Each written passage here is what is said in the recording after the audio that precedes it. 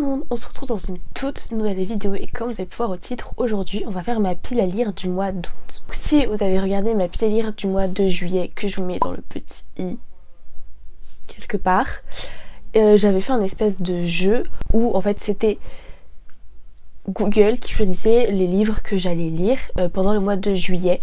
Donc j'avais sélectionné 10 livres et sur les 10 j'en ai lu 6 puisque je n'en ai pas lu seulement 4. Donc j'ai pas lu Un gentleman à Moscou, je n'ai pas lu Le Dernier Magicien, la biographie de Coco Chanel et le 6e tome, mais ici je vous présente le premier tome de Le Manoir. Donc en vrai ça va. Je trouve que en fait j'ai vraiment quand même pas mal lu, mais ce qui m'a beaucoup aidé je pense ça a été le 24 Hours Readathon, qui est du coup la vidéo juste avant celle-ci, où en fait je me suis vraiment pas poussée à lire, mais en fait si, je me suis poussée à lire pendant 24 heures et du coup j'ai lu plus que ce que j'aurais pu en fait lire tout simplement. Donc voilà, je suis quand même assez fière de moi. Mes lectures du mois de juillet ont été moyenne, vous le verrez dans la prochaine vidéo qui sera justement un update lecture de juillet, je l'espère, si tout est bon dans mon planning. Moi j'aime beaucoup faire des jeux pour choisir ma pile à lire, c'est un peu un concept anglophone où en fait y a un peu tout le monde qui fait des TBR games où en fait justement ils prennent une jarre, donc en fait un verre, ils mettent des papiers à l'intérieur, ils tirent un papier avec une consigne et justement par rapport à cette consigne ils choisissent un livre et c'est justement le concept de cette vidéo d'aujourd'hui. Moi j'ai fait dans un petit verre Starbucks avec plein de petits papiers. D'habitude ils mettent juste des consignes, moi j'ai mis des papiers, donc des consignes, mais aussi certains titres de ma pile à lire.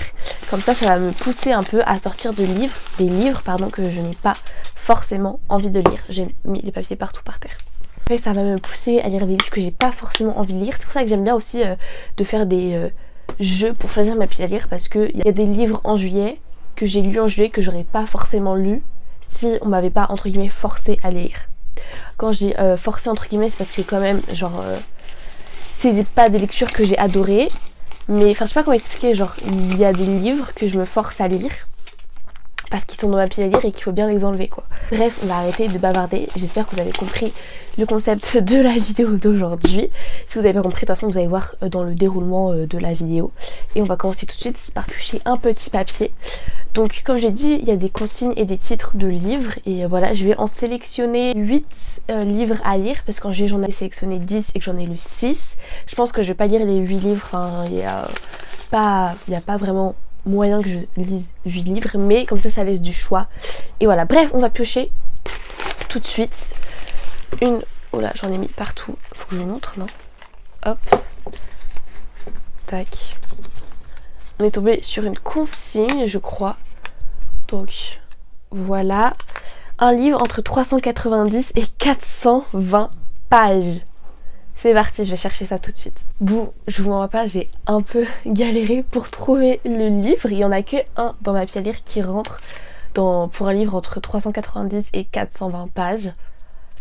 Voilà, et c'est L'As de cœur de Morgane Moncomble, publié ici aux éditions Hugo. Il en fait 412 pages. Et c'est le seul qui rentre dans la pile à lire, qui a juste le parfait, enfin pas le parfait nombre de pages, mais qui rentre quoi. Donc c'est un livre que j'ai déjà lu, que j'ai même mis pas mal de post-it. Je l'ai lu il y a 3 ans. Donc il y a un petit moment quand même, et ça a été un coup de cœur énormissime, donc j'ai trop hâte de le relire. C'est de la romance entre Rose et Levi qui sont, en fait c'est une romance enemies to lovers. On nous dit: s'il y a bien une chose que Rose et Levi ont en commun, autre qu'un passé sombre, c'est le poker. Elle est née avec un don, il a passé sa vie à dépouiller les casinos du monde entier pour un jour devenir le meilleur. Arrivé à son apogée, un seul obstacle se dresse devant lui. Tito Ferrani, sa némésis de toujours. Si son honneur lui a jusqu'ici évité de révéler au public les nombreuses tricheries de Tito, Levi refuse de se laisser faire plus longtemps. Cette année, un seul homme remportera le tournoi mondial de poker et ce sera lui. Pour cela, il fait appel à un Rose, un détecteur de mensonges sur pattes en recherche d'argent facile. Capable d'affirmer qui bluffe et qui dit la vérité, elle accepte de devenir son arme secrète. Mais si Levi refuse de se laisser distraire par l'attirance qu'il ressent vers elle, Rose compte bien lui rendre la tâche difficile. Entre vengeance, mensonge et secret, tout devient possible à Las Vegas. Je me souviens encore du plot twist. C'était un plot twist de dingue. J'ai trop aimé. Lévi, c'était un homme incroyable. Enfin bref, j'ai trop hâte de relire ce livre. En plus, je suis une personne qui adore lire des romances pendant l'été, surtout en août, parce que c'est un peu le moment où je pars en vacances. Enfin, c'est le moment où je pars en vacances. D'ailleurs, vous aurez une vidéo sur mes vacances. Et j'ai trop hâte de lire. Je pense qu'elle va être ma prochaine lecture parce que genre, je suis trop excitée de le lire là. Je suis trop contente. Le tome 2 qui est sorti, qui s'appelle L'As de pique, sur le garde du corps de Lévi, je crois. Donc une fois que j'aurai lu L'As de cœur, ça va me pousser à lire L'As de pique. Parce que j'ai très envie de le lire et parce que j'adore Morgane mon comble, donc pourquoi pas. Ok, prochain livre, j'essaye de prendre un peu vers le fond pour pas prendre les premiers papiers. Le nombre de pages est pair. Oh ça va, c'est facile, je peux prendre un peu n'importe quel livre, j'ai l'impression. Let's go chercher ça. Mon copain, parce que j'aime bien faire en sorte que ce soit mon copain qui choisisse mes lectures. En fait j'en choisis plein, une pile de livres, je pense qu'il devait y avoir environ 8 livres à l'intérieur. Et mon copain l'a choisi, et il a choisi Serpent and Dove, le tome 1 de Shelby Mayrin aux éditions de Saxus. Il l'a choisi parce que c'est lui qui m'a offert la trilogie box complète de la trilogie de Serpent and Dove à Noël. Si vous n'avez pas bien voir, pourtant elle est magnifique. Et du coup il a choisi le tome 1, je vous montre, elle est vraiment magnifique. Il y a écrit Jusqu'à ce que la mort nous sépare. C'est trop mignon. Tu crois que je l'ai choisi pourquoi? Si, il y a écrit les titres des 3 tomes. Je vais vous les présenter parce que c'est juste une masterpiece, il faut vraiment que je vous les présente. Donc ici, il y a le tome 1. C'est tous des hardback. Oh, regardez comment c'est magnifique. Oh, c'est trop beau. Et quand t'enlèves genre la dose jaquette, t'as un dessin. Oh là là, c'est magnifique. Je suis trop contente. C'est vraiment trop beau, genre. Ah, je suis trop contente.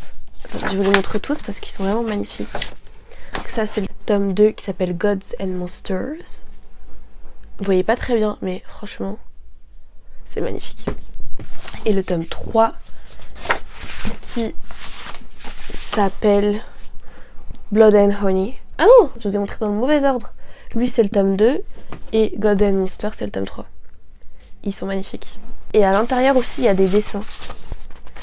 Oh non, c'est une carte. Ouais, c'est la carte. Elle est comme... Merde, je galère. Hein. Elle est comme ça. Et c'est la carte de Beltera. Voilà.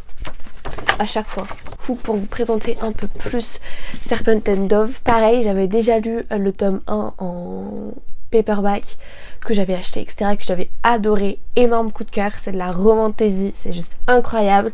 J'aime trop la romance quand il y a de la tension entre les personnages. J'aime trop les enemies to lovers parce qu'il y a énormément de tension et que j'adore ça tout simplement. Et il y en a énormément aussi dans ce livre aussi, puisque je vais vous lire le résumé parce que c'est mieux que moi qui fais des résumés parce que je ne sais pas faire des résumés. Voilà. On nous dit il y a 2 ans, Louise a fui son clan et s'est réfugiée dans la ville de Césarine où les sorcières comme elles sont craintes, chassées et brûlées. La jeune femme a renoncé à la magie et vit désormais de petits larcins. Alors qu'elle prépare le vol d'une bague magique très rare, les événements vont s'enchaîner pour tout faire basculer dans le chaos. De son côté, Reid, un chasseur harcementé par l'église, vit sa vie selon un seul principe, ne pas laisser une seule sorcière en vie. Son chemin n'aurait jamais dû croiser celui de Louise, mais un concours de circonstances va les rapprocher malgré eux et les contraindre à une union impossible et inattendue, le saint mariage. Ils vont se marier alors qu'ils sont ennemis, genre c'est incroyable, c'est vraiment une masterpiece en fait, fallait juste penser à ça, enfin je suis là pour ça, c'est incroyable. La guerre entre les sorcières et l'église est ancienne et les dangereux ennemis de Louise représentent une terrible menace. Partagée entre ses sentiments croissants et sa nature, la jeune femme va devoir faire un choix entre le cœur et la raison. C'était incroyable et il fait 442 pages, on dirait pas, il est petit. Et j'ai trop hâte de le lire, j'ai trop hâte. Oh, je suis trop contente. Je suis trop contente pour l'instant de mes choix. Bon, j'ai pris 2 livres sur 8, mais c'est de la romance avec de la tension, c'est des relectures, c'est des livres que j'ai adorés. Donc je suis trop contente. J'ai l'impression que ce mois il va être un trop bon mois, sachant que juillet, ça s'est moyennement passé. J'ai lu des livres que j'ai pas forcément adorés. Et là, c'est des livres que j'ai adorés, donc j'ai juste trop hâte. Trop hâte, pardon. Bref, on continue. Hop, je continue à piocher. J'en mets tout le temps partout.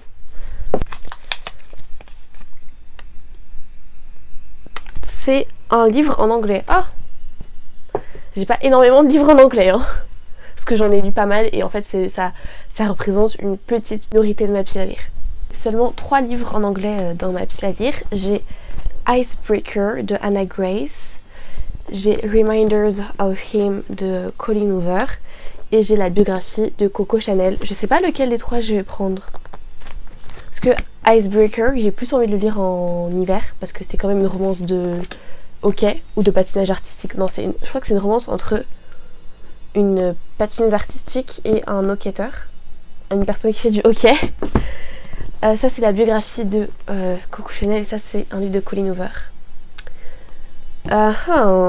J'ai essayé de prendre le plus court entre les deux parce que le but, c'est quand même de lire beaucoup. Et j'ai pris Reminders of Him de Colleen Hoover. Voilà, c'est un livre que j'ai acheté il y a très longtemps. Je l'ai acheté.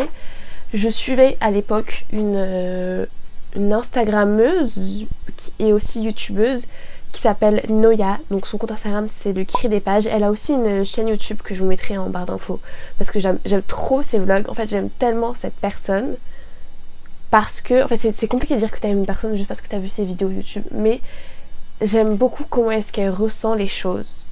Enfin je sais pas comment expliquer, mais je trouve que quand tu regardes ses vidéos tu ressens tout de suite ce qu'elle a ressenti et c'est vraiment le genre de vidéo que moi j'adore regarder. Bref, elle a tellement aimé ce livre qu'elle s'est fait un tatouage par rapport à Reminders of Him et du coup voilà, j'ai voulu lire quoi. Enfin, je veux savoir pourquoi elle a aimé à ce point. C'est une mère qui a passé 5 ans de sa vie en prison. C'est-à-dire qu'elle a accouché de sa fille en prison puisque sa fille a que 4 ans. Et elle essaye de se réunir avec son enfant. Mais en fait, elle ne sait pas si elle la place, ça va être compliqué, etc. etc. Bref, je vous mettrai le résumé en français si vous voulez savoir de quoi ça parle. Et voilà. J'ai hâte de lire mais j'ai un peu peur parce que j'ai peur de pas aimer, tout en sachant qu'il y a quand même une personne que moi j'apprécie qui s'est fait tatouer un livre par rapport à ça. Et je crois qu'elle s'est fait tatouer un pigeon. Il y a des pigeons sur la couverture. Je crois que elle s'était fait tatouer un pigeon. Bref, ça c'est pour du coup un livre en anglais. On continue. Oula. Alors, on a un livre. Ah, c'est L'ami retrouvé. Donc c'est un tout petit livre que j'ai emprunté à ma grand-mère. C'est de Fred Ullman. C'est vraiment un tout petit livre hein, il fait 122 pages. Et je crois que ça parle, je vais pas vous lire le résumé parce que comme j'ai dit j'aime bien lire mes livres sans vraiment savoir de quoi ça parle. Et juste je vous l'ai dit avant les résumés vite fait parce que c'était des relectures ou que je savais de quoi ça parlait. Là je crois que ça parle de la Seconde Guerre mondiale puisqu'on peut voir les croix gammées sur la couverture. Et je crois que c'est juste une personne qui va devenir amie avec une autre personne, sûrement un juif. Et voilà, c'est un livre très très court. Je pense qu'il va être très poignant. Et qu'il faut avoir le cœur un peu bien accroché parce que c'est jamais facile en fait de lire sur des guerres dont la Seconde Guerre mondiale. Et c'est pour ça que j'aime bien faire des jeux comme je vous l'ai dit pour choisir un peu ma pile à lire parce que je sais que si je l'avais pas tiré aujourd'hui, il y a moyen qu'en fait il dorme dans ma pile à lire pendant énormément de temps alors que ça c'est vraiment un livre que je peux lire en 3 heures. Bon 3 heures c'est large mais voilà que je peux lire d'une traite en fait. On continue. Là je suis à 4 livres, donc il me faut encore 4 livres.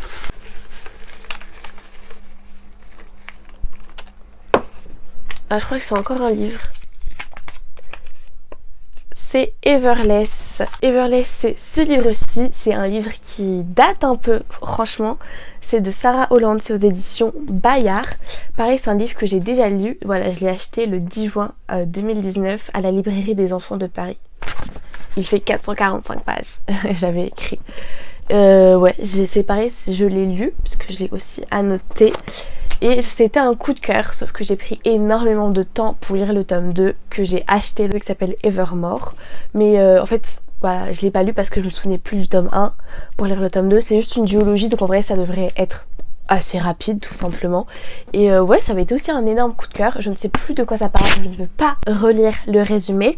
Tout ce que je sais, c'est qu'il y a une petite phrase qui dit « Êtes-vous prêt à vendre votre sang pour vivre plus longtemps ?» Et je crois que c'est un univers de fantasy où l'argent c'est votre sang et en fait une fois que vous avez donné tout votre sang, bah vous mourrez.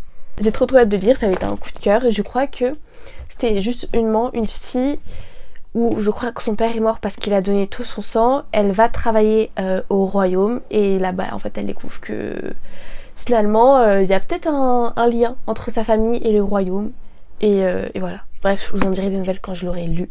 J'ai trop envie de faire des reading vlogs pendant ce mois-ci. Donc je vais essayer de faire ça parce qu'en vrai il y a grave des bons livres que je sais qui ont été sélectionnés. Donc j'ai grave envie de vous faire des reading vlogs par rapport à ça. Voilà, c'est tout. On passe au 6e livre.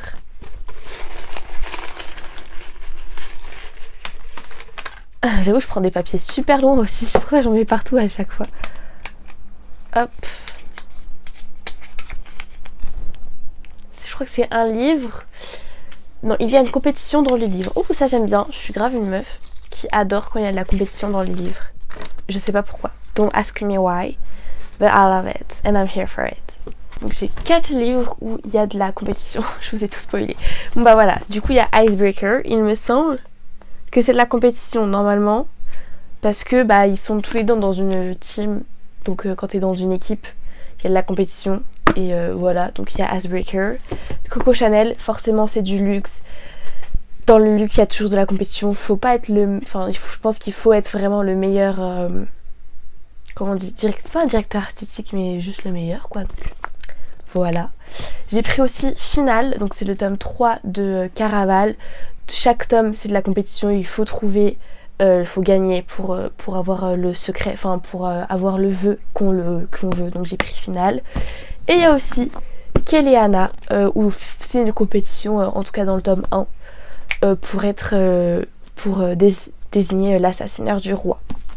Je pense que j'ai bien envie de me lire Keleana. J'ai les anciennes couvertures, il y a les nouvelles couvertures avec les nouveaux titres. Le trône de glace, Throne of Glass. Et moi j'ai encore les anciennes couvertures, donc c'est pas très grave, je vais garder les anciennes couvertures, ça me dérange pas tant que ça.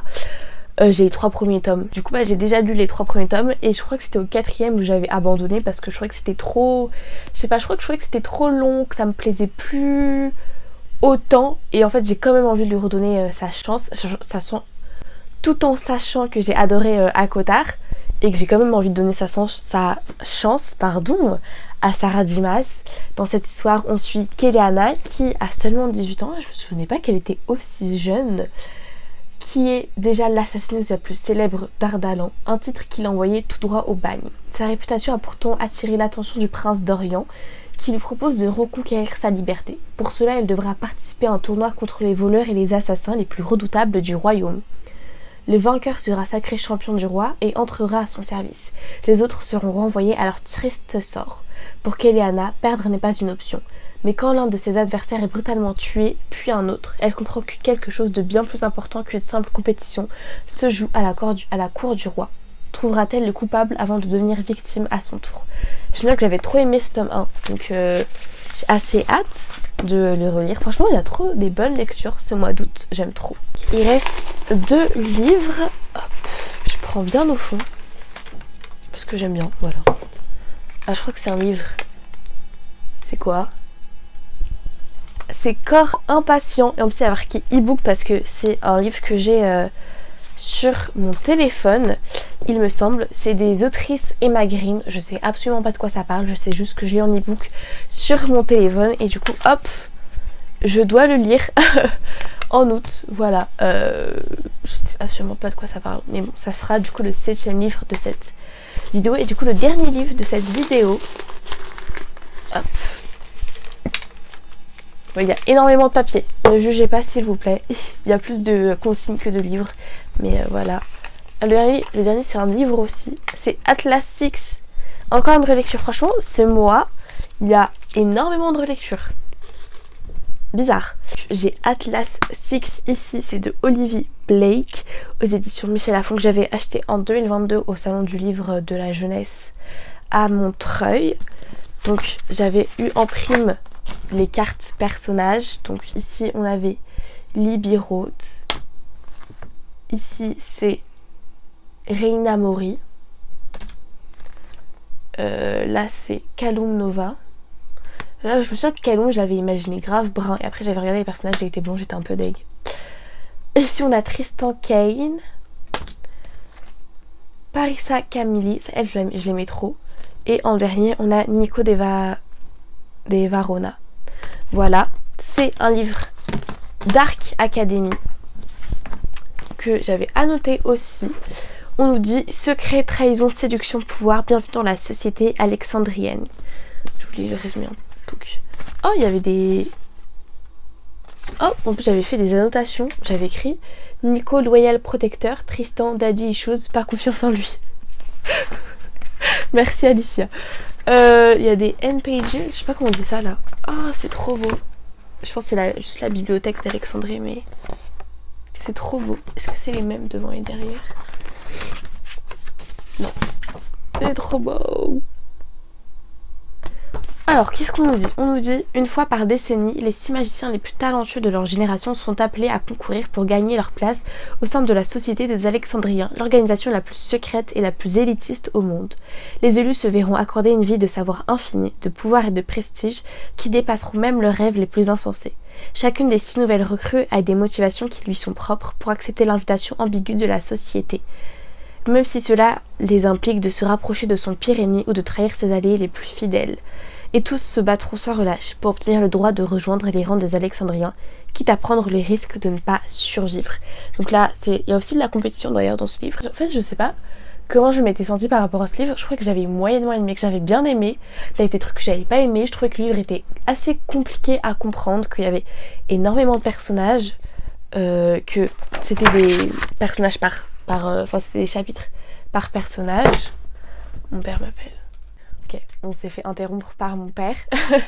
Mais du coup, j'étais en train de parler d'Atlas 6. J'ai l'impression que c'était très compliqué à comprendre, mais en même temps que j'avais trop aimé. Enfin, je sais pas. Et il y a le tome 2 qui est sorti. Donc je me dis, why not? Enfin, let's go. Je l'avais annoté aussi. Je me souviens que la fin, j'étais hyper surprise. J'étais en mode, what the fuck? Est-ce que j'ai bien lu ce que j'ai lu? Et j'ai trop hâte de lire le tome 2. Enfin, si j'aime bien ce tome 1, du coup. Énormément d'écriture, genre. C'est toute la page. Donc voilà, et il y a des petits... J'avais vraiment annoté, hein. J'étais investie. Il y a des petits... C'est les mêmes images que les cartes personnages. Pour vous représenter un petit peu ma pile à lire du mois d'août, on va faire un reverse. Pour le nombre de pages et paires, on a mis Serpent and Dove, le tome 1, qui sera une relecture, ça fait déjà une. Pour un livre entre 390 et 420 pages, on a mis L'As de cœur, le tome 1 de Morgane Moncomble, qui sera ma deuxième relecture. Ensuite, pour un livre en anglais, j'ai mis Reminders of Him de Colleen Hoover. Ensuite, dans le jeu, j'ai tiré L'ami retrouvé de Fred Ullman. Ma troisième relecture sera Everless aussi de Sarah Holland, que j'ai aussi tiré du jeu. Puis Kéléana pour Il y a une compétition dans le livre, qui sera du coup ma quatrième relecture. C'est ça. Et j'ai aussi tiré du coup Corps impatient des autrices Emma Green. Et enfin, nous avons ma cinquième relecture qui sera Atlas 6 de Olivier Blake. Donc ça fait un total de... Oui. Ouh, mon dieu, c'est lourd. Bon, vous ne voyez pas grâce au montage, mais en fait j'ai fait tomber mes livres par terre, ce qui fait que jusqu'à la fin de la vidéo mon micro ne fonctionne plus et que j'enregistre une voix off actuellement. Je ne sais absolument plus du tout ce que je racontais dans cette fin de vidéo. En tout cas, je sais que j'ai très hâte de lire tous ces livres et j'espère réussir à tous les lire, même si en vrai je ne pense pas vraiment réussir à tous les lire. Je vous remercie énormément d'être resté jusqu'à la fin de cette vidéo. N'hésitez pas à vous abonner, à liker, à laisser un commentaire parce que je vous promets que ça fait tellement plaisir et que c'est très important, surtout quand on débute les vidéos YouTube. Je vous fais plein de gros bisous et je vous dis à bientôt dans une prochaine vidéo. Bisous!